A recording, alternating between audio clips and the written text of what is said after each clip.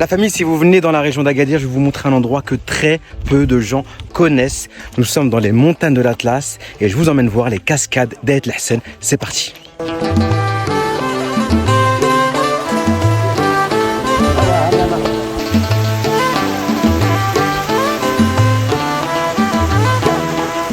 En fait, c'est simple la famille. Vous connaissez tous l'Ourika?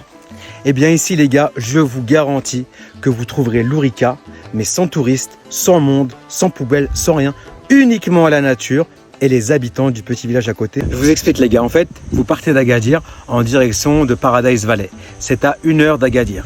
Et en fait, c'est tellement coupé du monde qu'il n'y a même pas de route goudronnée. Pour y aller, il faut emprunter une piste sur environ 1 km, 1 km et demi. Au bout de la piste, vous arrivez à un tout petit village, un petit douar, avec quelques habitants qui sont coupés du monde. Ils se sont organisés entre eux pour faire un café, faire de la restauration, etc. De sorte que vous allez venir ici, ils vont vous accompagner jusqu'aux petites cascades avec vos enfants. Et ensuite, eux, ils vont vous faire un tagine, un thé, etc.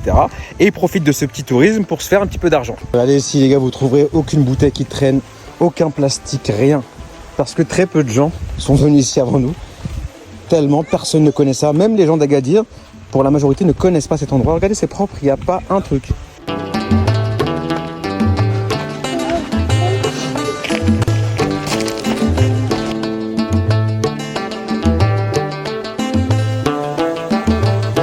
Les gars, c'est vraiment magnifique, c'est dépaysant, c'est incroyable. Dites-vous que j'ai 37 ans, je connais Agadir comme ma poche et c'est la première fois de ma vie que je découvre cet endroit.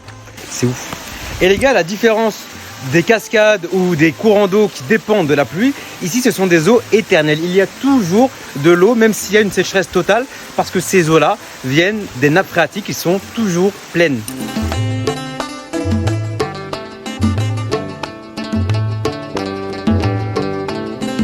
On s'est régalé, il nous a ramené un tagine. Et comment est-ce qu'il le descend? Vu qu'il n'y a pas de route, c'est un chemin arpenté, c'est avec un âne.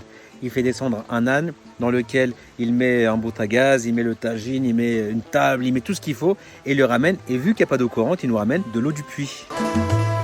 Les gars, c'est incroyable!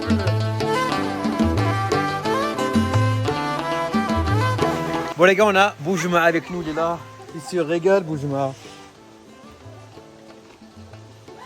Boujma, il attend qu'on ait fini tout et qu'on parte. Et il va tout remonter avec lui.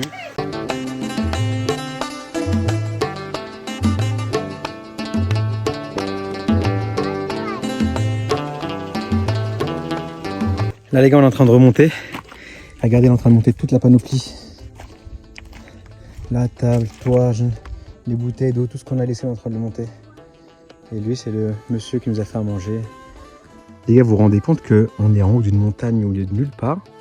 Moi, la question que je me pose, c'est comment les premières personnes de ce village sont montées s'installer ici à la base? Pas de route, rien. Regardez la vue qu'ils ont. Dès le matin, quand ils se réveillent, c'est exceptionnel. C'est incroyable d'avoir une vue pareille. Alors, regardez tout là-haut. Il y a une maison perchée.